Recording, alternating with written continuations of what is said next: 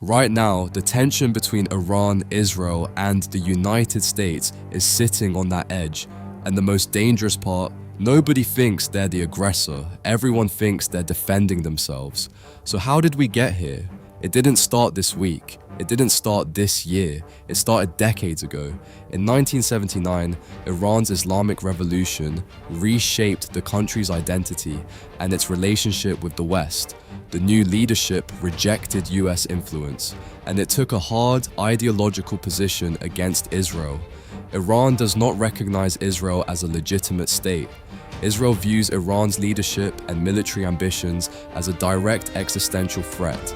Meanwhile, the United States has backed Israel strategically for decades, with military support, intelligence cooperation, and diplomatic cover. That triangle created a permanent pressure point in the Middle East. But for a long time, this conflict did not look like a traditional war. It looked like a shadow war. Indirect, deniable, constant. Iran expanded influence across the region through allied groups and partners. Israel responded with operations designed to disrupt what it saw as Iranian military buildup. The United States applied sanctions, ran regional deployments, and responded when it believed its interests or personnel were threatened. The result was a pattern: action, response, denial, repeat. A strike happens somewhere, a message is sent, a line is crossed, then both sides claim it was defensive. This is how a conflict can grow for years without ever being officially declared. And as long as it stays indirect, leaders can control the temperature. But that control has limits, because the more often you play on the edge, the more likely you slip. At the center of this tension is one issue that turns every move into a high-stakes calculation: Iran's nuclear program. Iran insists its nuclear activities are for peaceful purposes, including energy and research. But Israel and the United States argue that the same technology can shorten the path to a nuclear weapon. And in geopolitics, capability matters as much as intention. In 2015, a deal tried to slow this down. The Iran nuclear agreement limited parts of Iran's nuclear activity in exchange for sanctions relief. For a moment, diplomacy looked like it could work. Then, in 2018, the US withdrew. Sanctions returned. Iran began expanding its nuclear activities again. Talks to restore the deal have repeatedly stalled.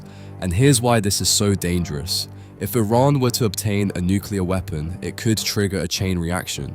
Regional rivals could pursue their own nuclear capabilities. Deterrence would shift, red lines would harden, and every future crisis would carry a much higher risk of catastrophic escalation. That's why Israel treats the nuclear question as non-negotiable. That's why the United States keeps it central.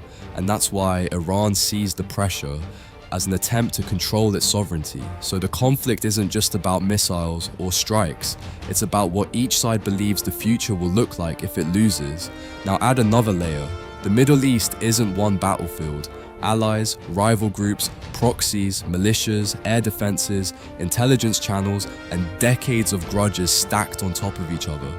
It's a network. That means a small event can ripple outward fast.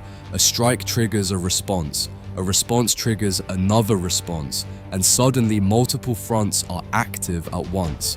This is why the current moment feels different. The posture is more intense, because the signals are sharper and the margin for error is thinner. Military assets get repositioned, air defenses go on alert, navies move, statements harden, and with every move, each side is trying to do two things at once: show strength, avoid full-scale war. That combination is unstable, because strength can look like provocation, and deterrence can look like preparation for attack.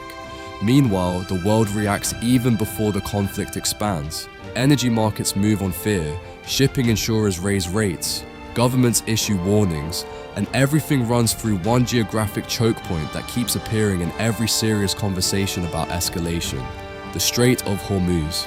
A narrow route that carries a major share of the world's oil and gas shipments. You don't need an actual shutdown for global impact, you only need the perception that it might happen.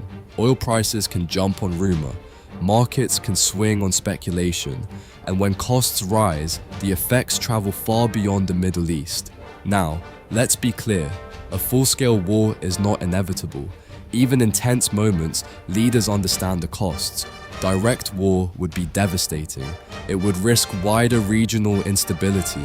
It would invite unpredictable consequences, and it would be extremely hard to control once it starts. But here is what history keeps teaching over and over. Wars do not always begin.